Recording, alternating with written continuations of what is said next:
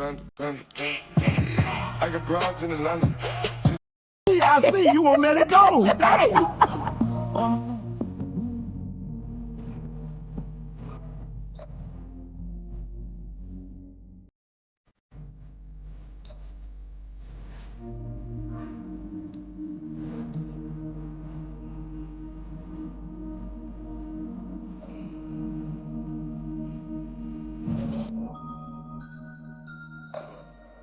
Hello, welcome to another episode of Club Shay Shay. This episode is brought to you by Call of Duty Black Ops 6, the woman that's stopping by for conversation and a drink today.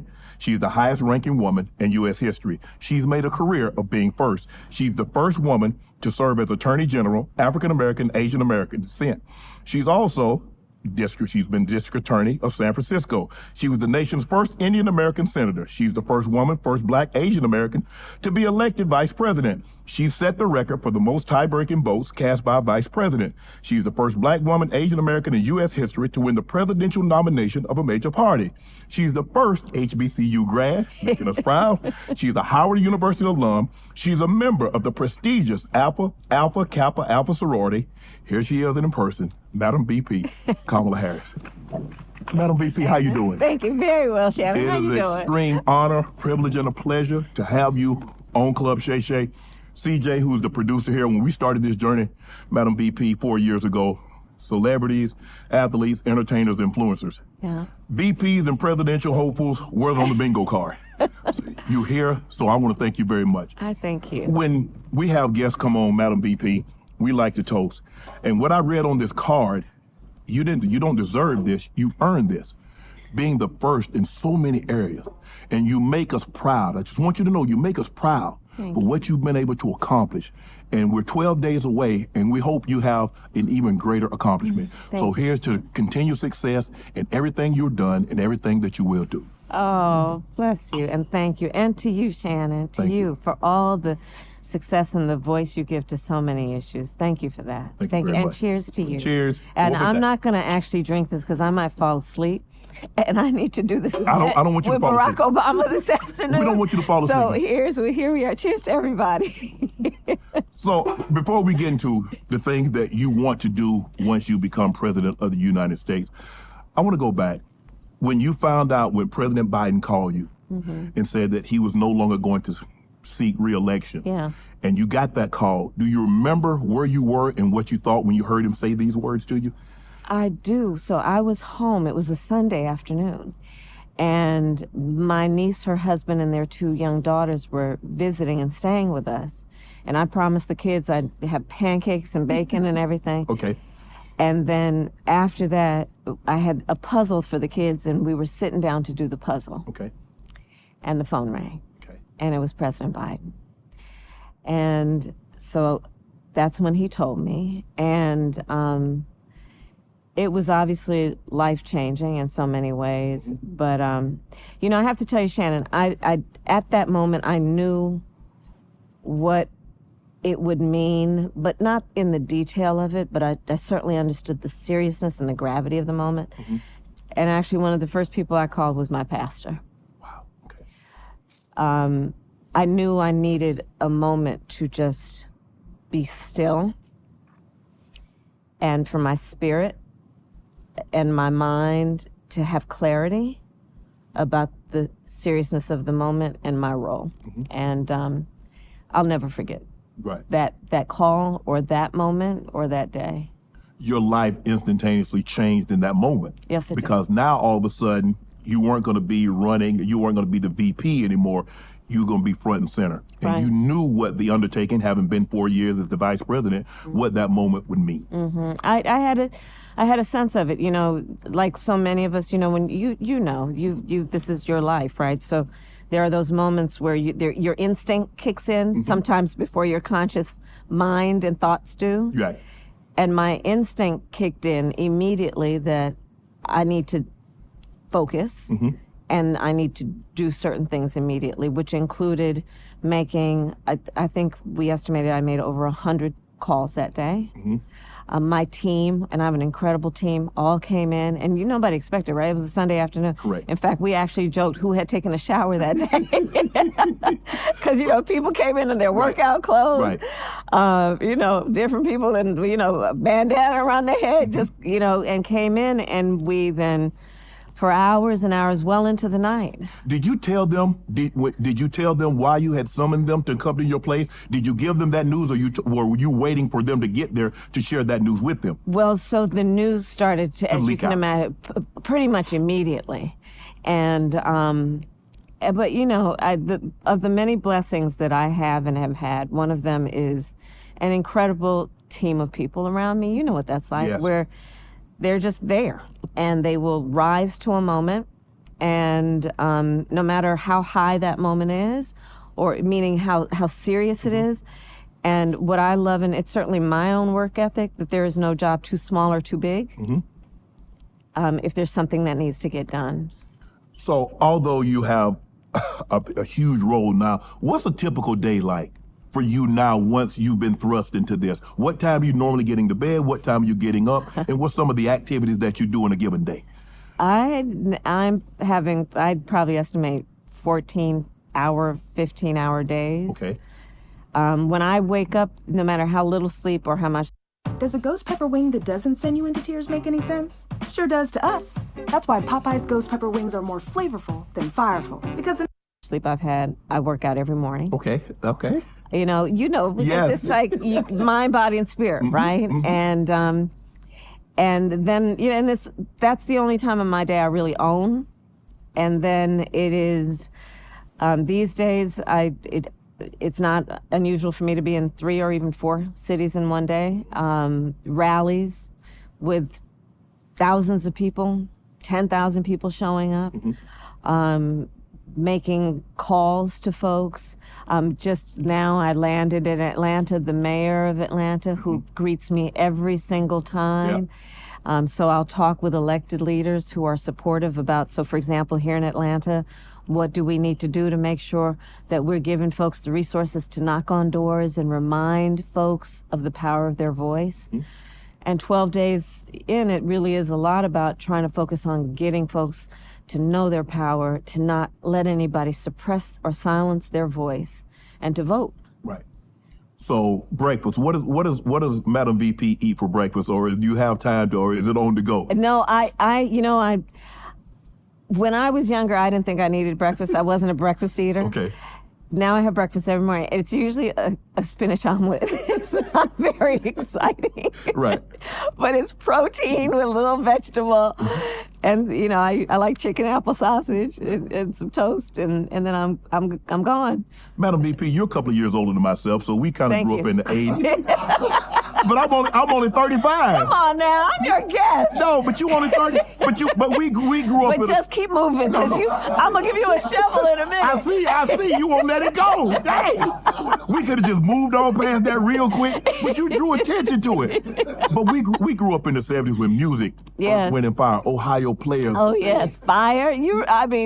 Come on. Oh, you were like fire. Come on. Okay. Dun, dun, dun, Yes. dun, dun, dun, dun. Yes.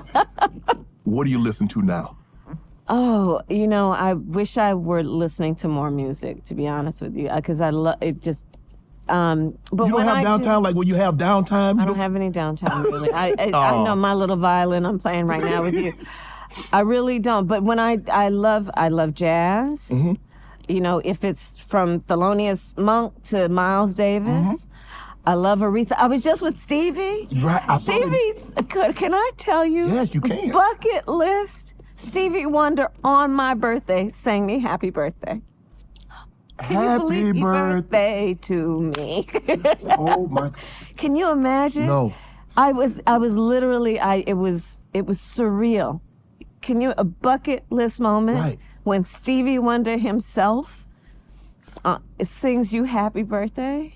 As an 18-year-old, Yeah. could you imagine Never. your life would have been like this? Never. This many years Never. later? And let me tell you, my mother she had every Stevie and every Aretha Franklin record, every album, like literally every one of them. So Songs in the Key of Life, like all those Stevie songs that were about everything from the movement to optimism. I would have never, at 18, thought that he'd be singing me happy birthday. Ever. Never. Never. That's the least. I mean, but obviously everybody knows who Steve is. He was a child prodigy, 13 years old, and he was doing great things. But to see, Madam VP, what you've been able to do, you've had so many firsts.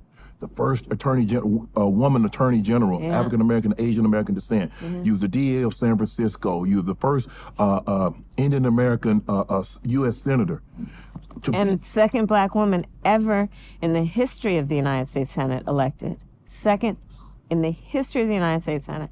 Have you had an opportunity to sit back and reflect and it's like, wow, but work is not yet done? That's more where I am. The work is not done. The work is not yet done. There's so much to do. I mean, to your point, being in the Senate, there is a weight of responsibility that I know we all feel, right? When we have been blessed with an experience that allows us to be a role model. Great.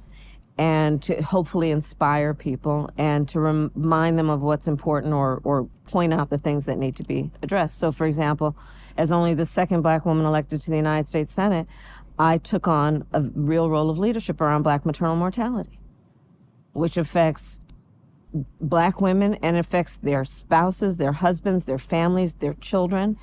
And I feel a sense of responsibility and a very strong duty to make sure that I use my voice and in a way that is about lifting up people who have not always been in the room. Hello, America.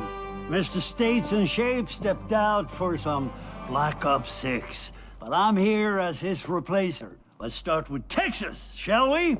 Well, I think this is, woo! Ha!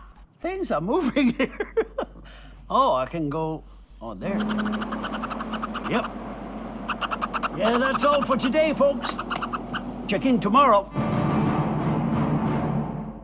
If you could speak to your 18-year-old self, what would you tell her?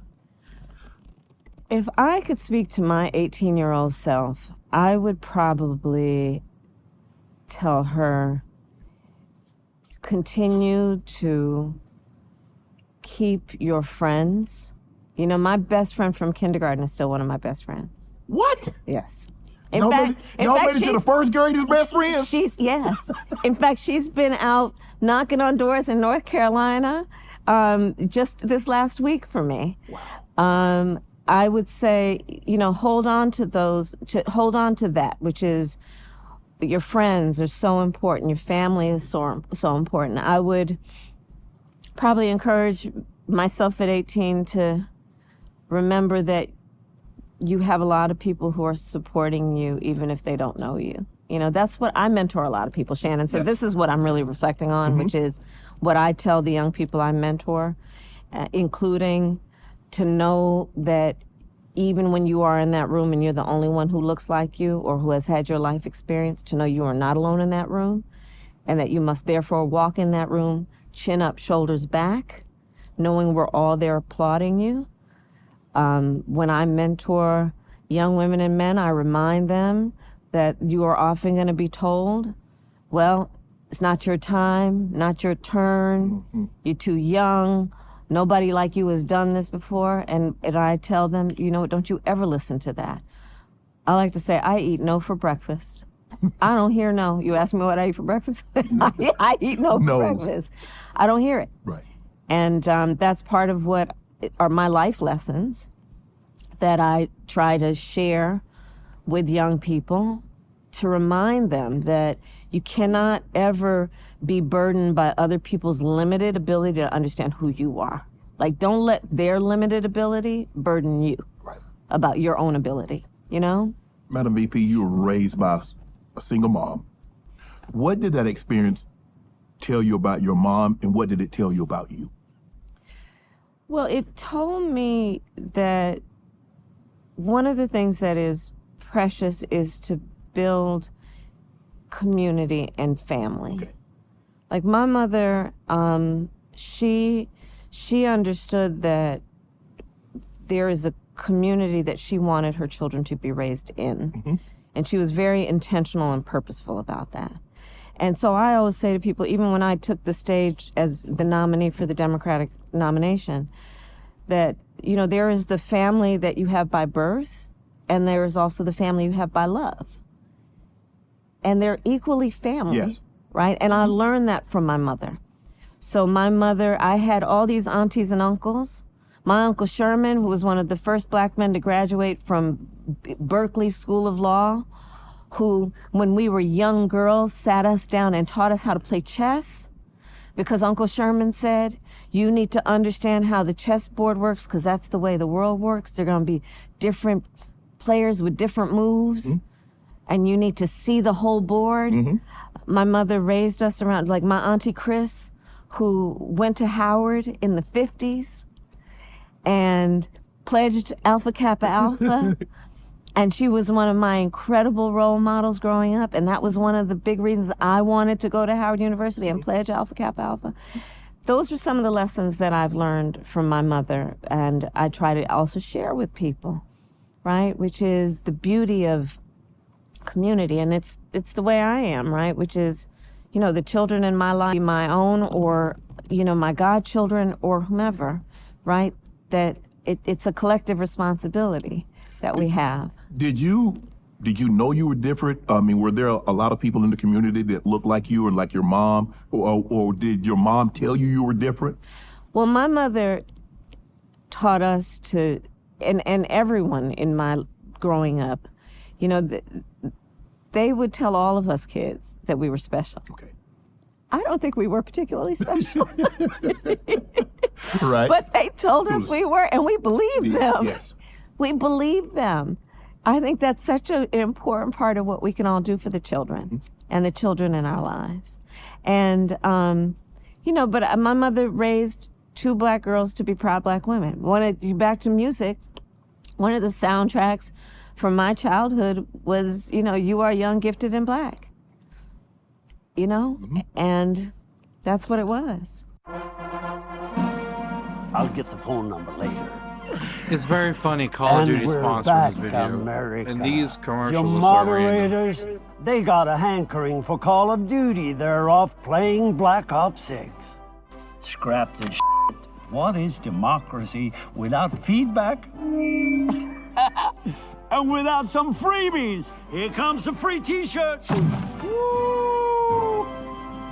3-pointer. You lost your mom to cancer. Yeah. You were very close to your mom because you was a single parent, and that was pretty much what you had, although you had a community to help raise you. Yes. How did you cope with that loss? Grief is difficult.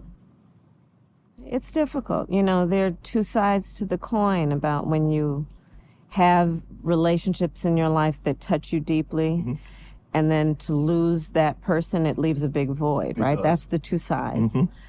And I think that part of what, I was just talking about this, but the big part about grief is, especially if you lose somebody to a sickness, to an illness, I think it's really important that you try to remember them as they lived and not as they died. Right. Because I think that's how they want us to remember them, but also to remember their suffering, which hopefully was a fraction of their time on this earth, is to compound the grief in a way that I think it adds to the pain. And what they'd want is that their active memory, that our active memory of them is about when they were vibrant and alive. Right. So let's get into things that will change what will happen if you were to become president, say in the next 12 to 13 days. Polls suggest that voters trust President Trump, former President Trump, more on the economy. What can you tell the voters, our viewing audience, our listening audience, that if you were to become president, while Madam VP Kamala Harris will be much better on the economy than what President Trump was? Well, so I'm really glad you brought that up, Shannon. So first of all, let's clear up certain myths. Okay. You know those checks that went out? Yes. Those stimmies? Right. Right. Stimulus check. Yeah, I know. Well, right. Yes. Yes. We got to be for stimulus, but they call them stimmies. Okay. The reason those came about is because there was a Democratic majority in the House of Representatives and Congress. People like Maxine Waters, people like Hakeem Jeffries, right? Yes. Who did the work of pushing to say, people need help right now and we need to send out checks. There was a whole lot of opposition to it, including from Donald Trump's White House. Yes, even him. I think he was resistant to it at first. Yes. That's why those checks, remember, Congress holds the purse. Yes. So really, Congress wrote those checks, but then Donald Trump, unlike any president before or after, decided he put his name on those checks. So therefore people thought Donald Trump gave me that check. And so let's clear that up first and foremost, Okay. but let's also deal with where he was in terms of his policies on the economy. He gave the biggest tax cuts for billionaires and the biggest corporations, which caused an incredible deficit. He tried to get rid of the Affordable Care Act, which we also call Obamacare, which benefited so many people, including, and in particular, black people in America who otherwise were denied by the insurance companies health coverage because of pre-existing conditions. Yes. That's most important. Let the people know. Right? With a Affordable Care Act, if you have a pre-existing condition, insurance companies can no longer deny you coverage. That's exactly right. And if you think about what that means in the context of also knowing the big health disparities we have in the black community, and how more likely, therefore, black folks might be to have pre-existing conditions. High blood pressure, diabetes, all of certain that. cancers. All of that. Yes. Asthma for our children. Yes. Sickle cell trait. It's all of that. So by getting rid of the pre-existing condition ban, what that did, but he wanted to get rid of the Affordable Care Act. Right. What we have done, and part of my policies going forward include what we need to do to not only retain the cap that we got on insulin at $35 a month for seniors. By the way, black folks are 60% more likely to be diagnosed with diabetes. Correct. He wants to get rid of it with that Project 2025. Everybody needs to check that out. What he would do to get rid of Social Security, or at least raise the age to 70, so you'd have to work to 70 to be able to qualify. Right. Get rid of Medicare, get rid of the Affordable Care Act. And that's just on health policy, not to mention bringing back not only tax cuts for the richest people, but what he would do that is about eliminating or reducing the ability of corporations to be required to pay overtime pay. So you could work and the corporations wouldn't have to pay you for overtime. Who work for free? That's right. And overtime means you are actually working a longer day, which means you are more tired. Right. Which means it requires more exertion. That's why we have overtime pay, so you don't take advantage of workers. In addition to all of that, we're looking at Donald Trump, basically somebody who has never been understanding of the issues that affect the community about disparities. And I'm going to talk, for example, about how when he was a landlord, he denied rent to black families.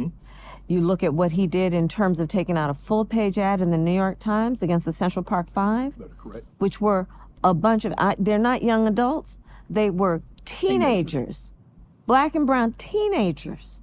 Took out a full-page ad in the New York Times calling for their execution for crimes they did not commit. They were innocent. Donald Trump, who said of the first black president of the United States, the birtherism, to have people question whether he was born in the United States, to try and diminish. And then most recently, you look in this very election, legal black immigrants in Springfield, Ohio, saying they're eating their pets. So part of what we have to help people understand is don't think you're in Donald Trump's club. You're not. Right. He's not going to be thinking about you. You think he's having you over for dinner? You think that when he's with his buddies, his billionaire buddies, he's thinking about what we need to do to deal with addressing, for example, my work around what I'm doing to address disparities in black men's health, around colon cancer, around what we need to do around screenings, what we need to do around prostate cancer. Black men are twice as likely to have, and screenings. What we need to do to address. I'm a survivor of prostate cancer. Right. You know what I'm talking about. Do. Go James and the Lakers are back putting on a show. And you know I got to get the best deal on SeatGeek is the number festival. Tickets again for you guys. Eve Online on Mac immerses you in a universe with Purchase with promo code ShayShay. Because the economy seems you want to touch on some specific things you would like to do to keep it, because the economy seems to be heading in the right direction. But the inflation, gas prices are extremely high. Groceries are extremely high. This rent, I mean, it used to be when I was renting, they moved the rent up $40 a year. Now they're moving it up $400. So let's talk about that. I'm glad you raised that. So for example, groceries, yes, the prices are still too high. You know what I know it. Yeah. Part of my plan is to deal with price gouging. I did it when I was Attorney General. I'm going to do it as president, which is these companies that will jack up the prices of groceries to take advantage of people in need, and in particular during a crisis, like what you see around the pandemic or Hurricane Helene. Yes. Milton. Right? Yes. Milton, right? So there's that. In terms of housing, first of all, we know that Black families are 40% less likely to own their home. And we can go back to redlining. We can go back to policies that were by law or practice meant to not give Black folks equal opportunity to home ownership, especially in certain neighborhoods. We can go back to what happened around the GI Bill, and when all those, the great generation we call them, came back, and there was federal policy to say, you all fought for our country, we're gonna give you a boost around helping you buy homes. But those Black servicemen, and it was mostly men, those Black servicemen did not. So you had then a time when there was a boost, for it ended up being not for Black service members. So part of my policy is to, one, create a fund so that we will give a $25,000 down payment to first-time homeowners to just help people get in the door. We will deal with the rent issue, because part of what we're seeing in Atlanta, in places across our country, is these corporations are buying up all these properties. Which means then that they don't have to deal with competition between the properties, and they're jacking up rent costs. So it's about also going after that corporate gouging around what they're doing to buy up and then jack up the prices of rent. We also need to help people with small business ownership. I did, even before I was running for president, a tour, I called it the Opportunity Economy Tour, focused on Black men and Black entrepreneurs. What we know is, unlike Donald Trump, who got $400 million handed to him practically on a silver platter. And by the way, Shannon filed for bankruptcy 6 times. Everybody wants to say he's a great businessman. Take a look at his record. I know that so many of our entrepreneurs who have great ideas don't have access to capital, but they have serious work ethic, great ideas, and a plan to do the work. So part of my plan is to increase access to capital, including giving $20,000 forgivable loans for startup capital for people to buy the equipment. Right. And then to change the tax deduction, so whereas it is now $5,000 to make it $50,000 to start a new business, because nobody can start a new business on $5,000. And the direct benefit, when we're looking at Black entrepreneurs, is profound. And all it is about saying this: Americans in general, regardless of their race or gender, we have ambition, we have aspirations, we have dreams, but not everyone gotta finally has care access about Black men to the in this opportunity to country. let some actually accomplish that. I want to increase access to opportunity. Listen, unfortunately, I've gone viral a few times. Shot the but while out there, find out trusted just some options. Through in place. Madam VP, if you, Shannon, start. What measures would you put in place to make sure Social Security benefits continue? Because there are reports that it could possibly be depleted by 2033. And there are estimated that 11,000 people turn at least 65 years of age every single day. Yeah. So what are you going to do to make sure, because that, people, disabilities, retirement, survivors with beneficiaries, what are you going to do to make sure that that continues? So, Shannon, to your point, there was an independent economic review of Donald Trump's plan, which shows that Social Security in the next 6 years would be insolvent under his plan, meaning that it would not be able to pay out what hardworking people who deserve dignity in their retirement deserve. And as you and I both know, there are a lot of our seniors who their only source of income is that Social Security check. That's correct. Right? It's the only way they're going to pay the rent or have food on the table. So my plan is about doing what we need to do to put the resources back into Social Security, but also expanding it. Because here's part of the problem with Social Security, is that for our aging seniors, if they are a couple, for example, and one of the spouses passes, that cuts their Social Security benefits almost in half. So part of my plan is to reconfigure it so that that surviving spouse does not then have a crisis where they've already lost their loved one. But we also just have to understand on a macro level, we've got to require that billionaires and corporations pay their fair share, right? They can afford to. And that's part of what is the difference between me and Donald Trump. My plan is about tax cuts for small businesses, for working people, for middle-class people. 100 million Americans will benefit around tax cuts. My plan is that no taxes will be raised for anybody making less than $400,000 a year. My plan is that we give young parents a $6,000 child tax credit to help them pay for child care, for a crib or a car seat, because you and I both know the vast majority of our young parents have a natural desire to parent their children well, but not always the resources. And back to the way I was raised, I know that the children of the community are the children of the community.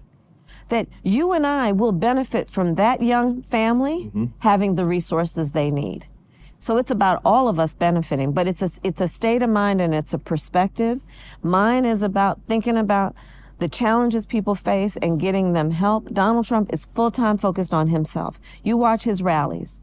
He will spend full-time talking about, I was going to say Freddy Krueger, Hannibal Lecter. Might as well be Freddy Krueger. Hannibal Lecter.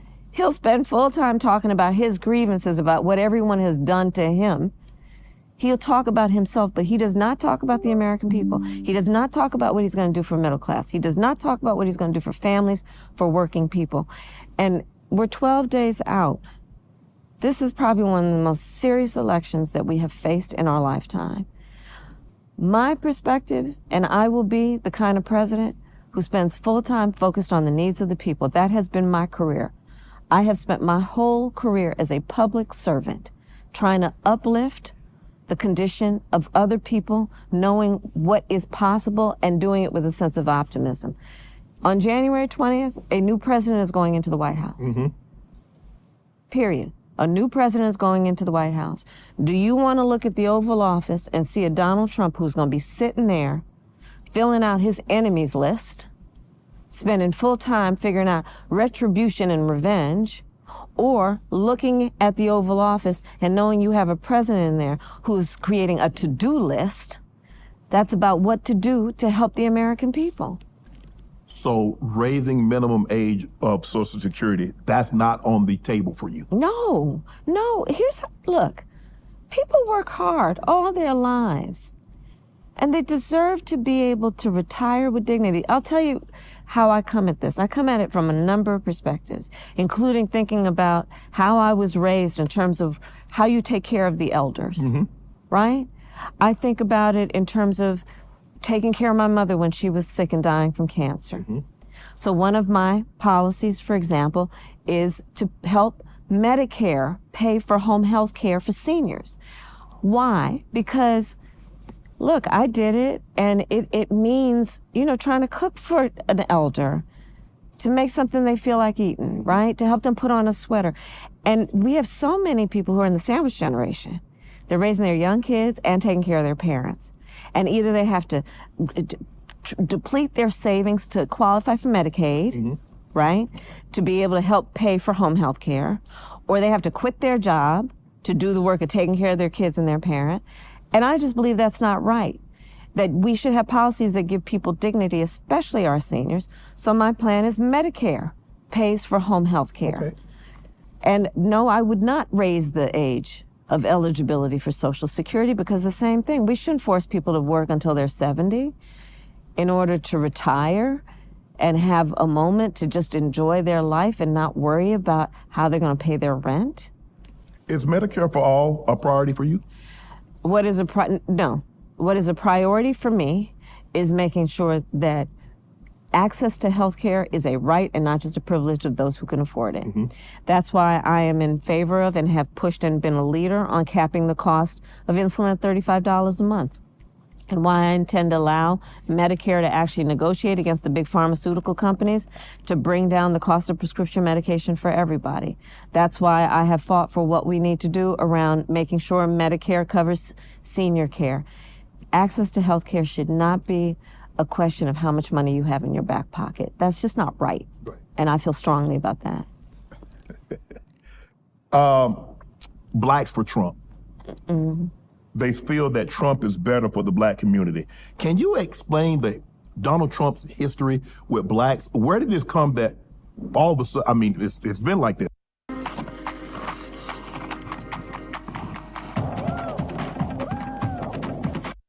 Because a lot of people used to say, I'm Donald Trump of the ghetto. Because he was, I mean, for a lot of blacks, not all, but for some blacks, he was, Madam VP, whether we want to admit it or not, he's revered by some blacks. But here's the thing. The question for everybody, should he be president of the United States? Okay. Right? That's the question. Should he have the ability to sit behind the seal of the President of the United States when he says he wants to terminate the Constitution of the United States? You know what that would mean? In the Constitution of the United States is your Fourth Amendment right against unreasonable search and seizure, your Fifth Amendment right, your Sixth Amendment right to an attorney. Well, a lot of Right? rights going to be gone. The First Amendment. But the First Amendment, the Second Amendment. Yes. Look, I'm in favor of the Second Amendment. I don't believe we should be taking anybody's guns away.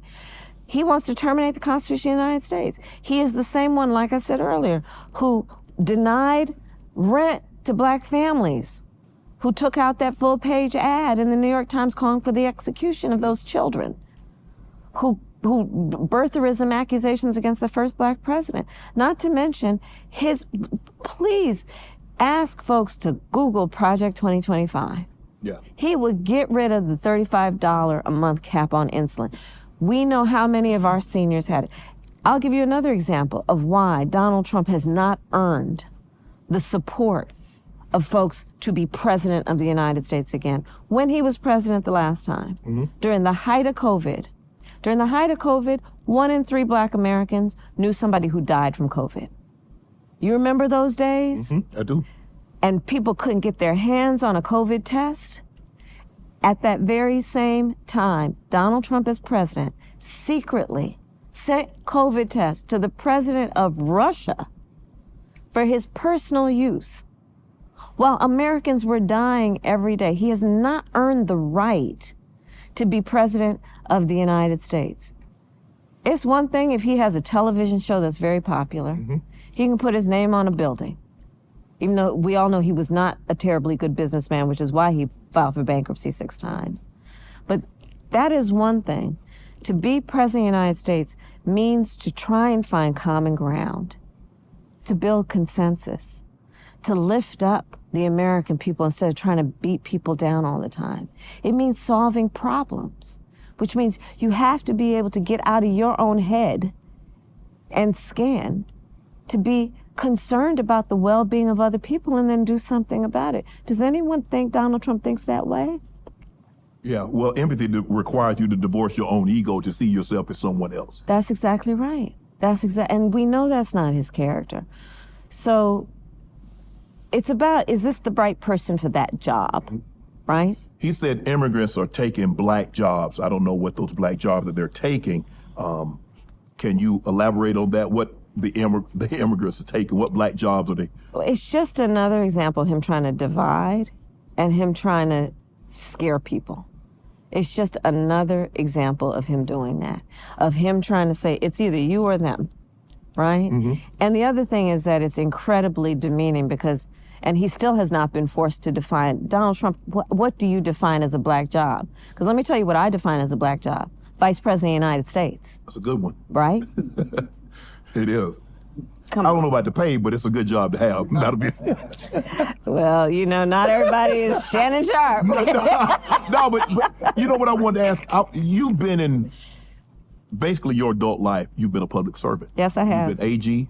My whole adult life. You've been a DA. Yeah. You've been a senator. You've been VP. Is that what you envisioned? Is that what you always wanted to be? Was a public servant? I've always wanted to serve. You know, I was raised, I mean, back to whether you are, however you are raised, in the community in which you are raised, including the church in which you are raised, I have always believed that it is an important pursuit to figure out how you can serve. And we can do it in different ways, right? I chose public service, you chose a different route, but it's about service. And I have always, I mean, I've only had one client my entire life, the people. And the reason I keep doing it is because I know the difference that I and we can make when we believe in what is possible and then work hard at it. And my pledge in this campaign to everyone, regardless of who you are, where you live, what you look like, I will be a president for all Americans. And I will work to bring our country back together because, frankly, I think people are exhausted with the anger, with the hate, with the division, the attempt to have Americans pointing their fingers at each other. I think people are exhausted. It's not healthy for the productivity of our country. Like, do we want to strive? Do we want to thrive? Or do we want to spend full time with vengeance, demeaning other people? And living a life of service is about, I think, the importance of lifting people up, not tearing them down. My team here at Shay Media is always growing and making moves. Sometimes it's a challenge to find qualified candidates, especially zip-free candidates who recruited smart and Shay. Something that they have to you. I've read some blacks say the problem that they have to you is that you're making political promises and that you're just pandering. The problem that I have with that, it just seems like only black people pander. Like when other candidates go on shows and they say they're going to do this, they're not pandering. They're telling you, laying out their elaborate plan on what they're going to do. But it seems to you when you promise that if I'm president, this is what I'm going to do in the first 90 days. This is what I'm going to do. My administration's going to do while I'm in office. You're pandering. How do you get through to those that says, look, this is what I'm going to do. If I'm elected president, these are the policies, and they will lead to meaningful and impactful change? Well, part of it is just to be candid. I think that there's sadly a misinformation out there about who I am and what I've done, because if people are informed about fact, they will know that almost everything that I'm talking about doing as president is built on a foundation of work that I've been doing for years. If it is about economic empowerment of the black community and all communities, I've been working on that. As vice president, I am responsible for billions of dollars from big banks and big corporations, including technology companies, getting into community banks to increase access to capital for minority-owned and other small businesses. If you look at my work over a period of years, my focus again on something like maternal mortality is long-standing, which directly impacts black men and black women. Right. And the black family.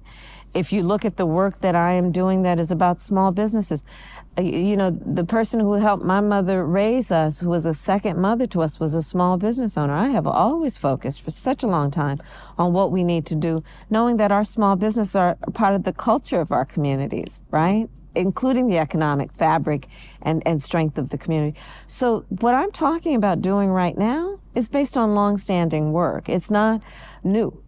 But as President of the United States, part of why it is important is it is a new approach to that job.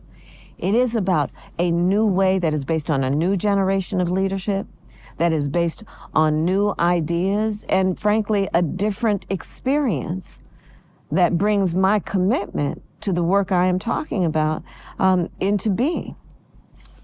Can you give us a breakdown of how you will allow blacks and other minorities to access capital? Because you speak a lot about capital, and in order for people to become successful and have some wealth, is that they need to have access to that to get started. So that's in fact why I did, starting earlier this year, my economic opportunity tour, way before I was running for president. Because I realized that so many of our entrepreneurs don't actually have we need to do better in getting information to people about what's available to them. So for example, through the Small Business Administration, there are funds available to help people create a business plan. There is resources available to help people just know how that you need to run a payroll, how you need to pay business taxes. Part of my plan, by the way, is to simplify taxes for small businesses. I like to say it's basically, I'm going to date myself, like, you remember the 1040EC? Did you ever have to do a 1040EC? Probably never. No. Okay, I did. But, you know, simplifying tax returns for people, including our small businesses. But the work that I have done and will continue to do is about knowing that we don't lack for hard work, we don't lack for good ideas, but we do lack for information about the help that is available. So that's part of how it is going to be about increasing access to capital. Part of it is about putting more money. So I called up and got in touch with and worked with some of the big CEOs of the biggest corporations in America and said, and the big banks, that you all don't necessarily, you're not there in the community where you can get a $100,000 loan to a small business. You guys deal at a different level, but those $100,000 loans for a startup will go a long way. Let's get those billions of dollars that you've got, put them into community banks who are in the community, who know what the community needs, what they want, what the consumers there want, and then support those small businesses. So that's my approach to access to capital, including making sure that people have, again, simplifying taxes for small businesses. You know why, Shannon? Small businesses can't afford to hire a bunch of accountants. Yeah, they can't help. And a bunch of lawyers. But that shouldn't be the reason they fail, because they didn't fill out the form properly. Right. Right? Yes. So my approach is really understanding the culture, understanding the needs, and then trying to fix problems. I love fixing problems with common sense solutions. And again, look, Donald Trump is never going to relate necessarily to the kind of folks that I'm talking about, who on the ground just need to be seen and heard, and then let's fix the problems. Let's address the challenges to let them not just get by, but get ahead. And I want to put a fine point on this. Maybe it's a new perspective. I think it is. I believe that we have had great success in bringing Black unemployment down to historic lows. Yes. But for me, that's a floor. For me, that's a floor. Because what I know is that it should be baseline that everybody's working. That's not enough. People want to build wealth. Yes. And intergenerational wealth. Correct. And I want to help people do that, right? Mm-hmm. I know what folks want to be able to take a nice vacation from time to time, have nice Christmas gifts for their kids under the tree. And it can't just be about, well, you got a job, applaud me for what I've done for you. Right. And that's the spirit with which I do my work. I saw President Trump on a TV show, and he talked about defunding the Department of Education. Yes. Basically, we know that's going to affect communities like us that don't have the resources. And then because he says he doesn't, if they talked about slavery, which is a part of our history, it's that they're trying to cover up. Yes. That they're trying to cover up. They talk about racism. And he said, well, what we would do if they talked about it, they wouldn't get funding. And we know what communities are going to be most impacted by non-funding. And understand that they want to get rid of the Department of Education and get rid of Head Start. You know whose kids are in Head Start? They want to, it is, and to your point, and I'm so glad you pointed this out, you know, these are the same people who basically suggested that enslaved people benefited from slavery. The same people who are trying to ban and are banning books. Mm-hmm. And again, if we don't teach America's full history, we will never ensure that we don't make the same. Yes. To do those same things again. Let's learn from that painful. Amazon early holiday deals are here. Part of our history to make sure we don't repeat it, but not by not covering it up. Let's have an open and honest conversation about it. It happened. And the effects of it. Yes. And the present day effects of it. Mm-hmm. I think we both agree. I think we can all agree on this, that there is a problem with, I don't know how the correct term, I think it's undocumented. Mm. How do we get a hold on that, Madam VP? How do we make sure, because I think I've heard you say you want a path to citizenship, but we want to, make sure people come in and do things properly. Yes, that's exactly right. So first of all, I have personally prosecuted transnational criminal organizations for the trafficking of guns, drugs, and human beings. I have prosecuted the Sinaloa cartel, okay? The Guadalajara cartel. So I put my record up to anybody in terms of how strongly I feel about having a secure border and making sure that there is not that kind of trafficking into America. I also know that we need to put more resources at the border, which is why I supported a bill that came about including from the most conservative members of Congress, to put 1,500 more border agents at the border, to do what we need to do to cut down the flow of fentanyl coming into the United States, which is killing people of every race and background. More resources would have gone to prosecuting human trafficking. Donald Trump got word of that bill, and he knew it would be a solution to a problem, which is that we have a broken immigration system. Mm-hmm. He got word of the bill, and he told his friends in Congress, don't put it up for a vote. Don't let it go any further. Because, you see, he wants to run on a problem instead of fixing a problem. Right. And is putting out tens of millions of dollars of campaign commercials full-time, trying to suggest that he cares about strengthening the border when he had an opportunity to participate in a solution, which he killed, because he's not about problem solving. It's about a political game for him. My point is, we got to strengthen the border, and we need to have an immigration system that is fair and humane and strong in terms of making sure that people have to earn citizenship, they have to work hard to get it. My plan includes also strengthening what we need to do in terms of, illegal entry in between ports of entry. What we need to do to put more support for Border Patrol agents, put more technology at the border. But it includes also, I'm never going to talk about people from Haiti eating their pets. Right. And I think that we also know we don't want an immigration system that's about separating children from their parents. Mm-hmm. We can do it in a humane way, but the bottom line is we can fix these problems. The solutions are at hand. He stands in the way, right? And in particular on this issue. If you were to become president, would you ask Congress to reinstitute that bill and try to get it through? Absolutely. And also I would work across the aisle with Republicans. There are a lot of Republicans supporting me in this campaign. And I would work with Republicans to bring this bill back up so I can sign it into law. Right. And I do want to talk about that for a moment. This is not 2016 or 2020 in terms of how people are thinking about Donald Trump.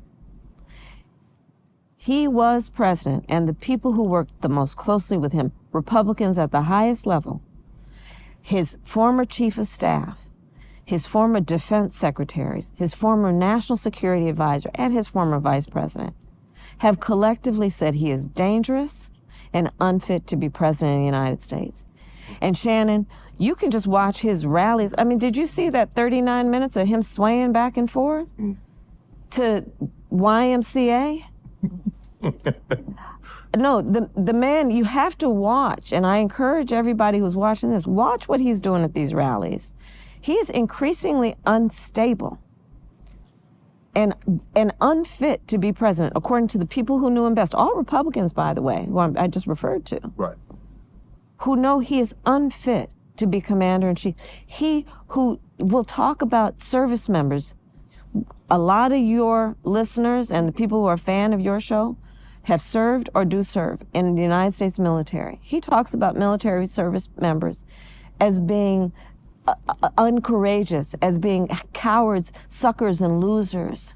Yeah. This is how the man talks. And so let's not get distracted by who he was on The Apprentice. Right. Let's not get distracted by whatever, building in whatever city in Vegas or wherever has his name on it. Let's look at the job of President of the United States. And is he fit to do that job?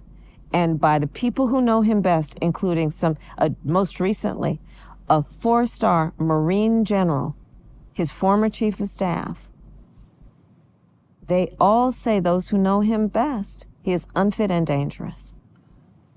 The previous administration, your administration that you were in, they got kudos for the student loan relief. Yeah. What's the contingency plan? Because I see it's still trying to go through and some of the courts have shot it down. Do you have a contingency plan to continue the student relief? I'm going to keep fighting for it. And yes, because first of all, what I know is that too many people have been weighed down by their student loan debt. Yes. To the point they question whether they can have a family, whether they can retire at some point, whether they can buy a home. So that's why I pushed for what we did around student loan debt. And thankfully, for example, we have billions of dollars in student loan debt relief that have gone, for example, to public servants like teachers and nurses and firefighters. But there's more we need to do. But, you know, if I go into various communities like here in Atlanta and ask people how many people got their student debt relieved, the number of hands that go up and the life-changing experience people have had reminds me of the importance of this fight, and I'm going to continue to do it. Have you let people know that President Trump, if he were to get back into office, he wants to offer police complete immunity? That they can do no wrong, no matter what, how egregious the act may be, they have complete immunity. Do people understand what that means? Do they really understand what that means, Madam VP? I hope so, and I encourage people to go online to see how he says it. I encourage people to go online to see how he talks about a day of violence. Did you ever see the movies? Right. Understand. Again, don't take my word for it. Take his. Yeah, take his. And see where he stands on these issues. I want to get you out of here on this one, Madam VP. You, like myself, attended and graduated from a historically black institution. Proudly. And it just goes to show you, if you look at myself, Stephen A., Michael Strahan, three of the most prominent voices in morning television, attended and graduated from an HBC. Yourself ascended to the highest of highs, graduated from an HBCU. What message would you like to share with students at all these historically black universities and colleges? What message would you like to share to them? Oh, know your excellence. And know we are so proud of you. And we want you to have ambition. We applaud your ambition. We want you to know you can do and be anything, and don't ever hear no. And that no, you stand on broad shoulders, right? Because part of what we know is we have a legacy. Yeah, we do. And we stand then in that path, knowing that we also have the honor and the duty of excelling in every way possible, being able to see what is possible and not be burdened by other people's limited ability to see the same. One more thing, I think something that's very, very near and dear to your heart is Roe v. Wade. Yeah. I think 50 plus years, I think 72, 73, when it was Roe v. Wade said, hey, women have the right to their bodies, and all of a sudden the Supreme Court struck it down and says, no, you don't, we have control over that. What would that mean to you? So how do you get that? How do you go back and fight to make sure women still have control of their bodies? So I'm so glad you brought it up. Shannon, first of all, think about one of the most basic rights that you could imagine is the right for you to be able to make decisions about your own body. Correct. Your own body. Your reproductive rights. And the court just took that right away from women to make decisions about their own body and not have their government tell them what to do. And I think an important emphasis for me is you don't have to give up your faith or deeply held beliefs on this subject to agree the government shouldn't be telling her what to do. If she chooses, she'll talk with her pastor, her priest, her rabbi, her imam, but not the government telling her. And we need to fight against this. We need to understand how many women are suffering miscarriage and being denied help because the doctors are afraid they may land up in jail. In Texas, do you know they provide prison for life for doctors or nurses who provide reproductive care? Prison for life, Shannon. In the state of Georgia, a beautiful young woman, a mother of a 6-year-old son, died because of these Trump abortion bans. The majority of black women and the men who love them live in the South. Yes. Do you know in every state in the South except for Virginia, there is a Trump abortion ban? Yes, I do. Hopefully everybody else knows that also. Right, and so we all have to stand, regardless of your gender, regardless of your race, your background. We have to stand and say, look, this is just simply not right, and we cannot stand for the notion that Donald Trump could be president of the United States, he who chose a Supreme Court that would take this right from the women of America and the men who love them. And now we have women suffering to such an extent as they are. I think it's one of the most fundamental rights that's at play. One more thing before you go, Madam VP. Yes. Who's the real HU? Oh, come on. I'm just asking. I didn't want to know. I don't know. I didn't go to either one, so I just wanted to hear you. You know. Madam VP, Kamala Harris. Thank you all. Thank you.